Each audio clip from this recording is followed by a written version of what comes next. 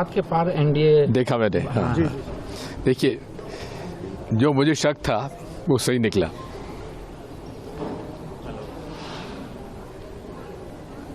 ये पूरा का पूरा खेल मतलब मैनिपुलेटेड वोटर लिस्ट और मैनिपुलेटेड ईवीएम का है।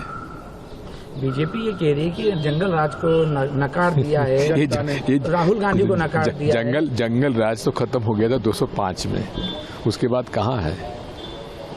वो कह रहे हैं कि मेन चुनाव के बीच में राहुल गांधी पचमढ़ी जा रहे थे, जंगल सफारी कर रहे थे, तो अब हार गए हैं, तो बोल रहे हैं कि अब ये सब बेकार,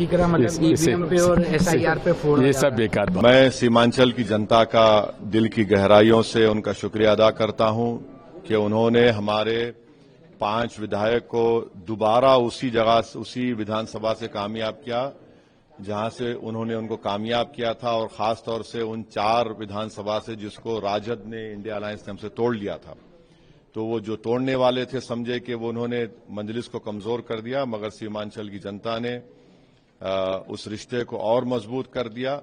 मैं उन तमाम का शुक्रगुजार हूं, नौजवानों का, खास तौर से हमारी इज्जतदार माँ और बहनों का, बुजुर्गों का, और हमारे स्टेट प्रेसिडेंट का। अभी एक विधानसभा बलरामपुर में भी काउंटिंग चल रही है। आदिल हसन 600 वोटों से पीछे। हमको उम्मीद है कि इंशाल्लाह उनको भी कामयाबी मिलेगी।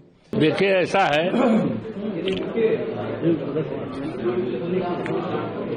जिस समय चुनाव की घोषणा हो गई और पूरे प्रदेश में आचार संहिता लागू हो गई और उस आचार संहिता का उल्लंघन करते हुए भारतीय जनता पार्टी ने, उनकी सरकार ने 10-10 हजार रुपए महिलाओं के अकाउंट में दिया।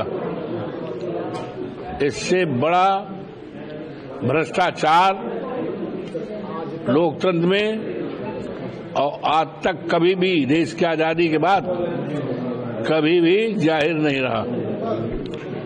और बड़े पैमाने पर लाखों लाख वोट कटाए गए।